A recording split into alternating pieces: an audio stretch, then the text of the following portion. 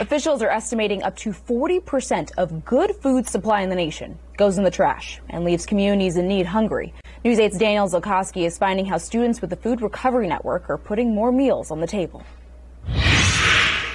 The Food Recovery Network is a student-run organization working primarily to save food from college dining halls. But their work is always expanding. For the first time ever, college students came here to Lucas Oil Stadium to recover 460 pounds of food after 4 Colts home games. We recovered some raw ingredients, produce, for example, fruits, things like that, that we know a lot of nonprofits that feed our community members in need actually have a high need for raw ingredients. And we were also able to recover some of the prepared foods. The Food Recovery Network, or FRN, also works with restaurants, food vendors, and farms to help save the nearly 11 million pounds of food the group has recovered to date. And so there's always leftover food, surplus food, that is still in their the dishes. So they haven't been brought out. They're not in the display case, or, it's not a half-eaten hot dog. So this is food that is still perfectly good to eat. The USDA says just under 10% of people in Indiana suffer from food insecurity,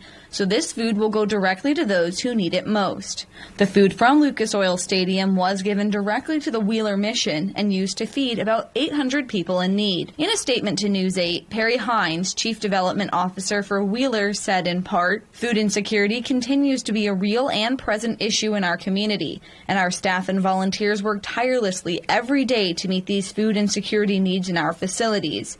We are grateful for the support from our generous community partners and stand ready to work together to feed the most vulnerable in our community." FRN also helps to fight the harmful effects food waste has on the planet. The number one place that food goes is in landfill. It's not necessarily fed to animals. It's not necessarily used to create energy. It's not necessarily composted. So the food breaks down. It creates additional methane gas and CO2. FRN usually comes the day after a football game to collect all of the food the vendors put aside and properly stored in the fridges and freezers at the stadium. And I hope that other stadiums see them as a leader in the fact that they allow recovery to happen in the first place. That is huge. FRN has recovered food from the last 3 Super Bowl tailgate parties in cities across the United States. The Colts are the only team in the NFL to have a relationship with the Food Recovery Network. Organizers there are encouraging every team to step up and battle food waste and insecurity. Danielle Zulkowski, Wish TV, wishtv.com, and follow us on Facebook.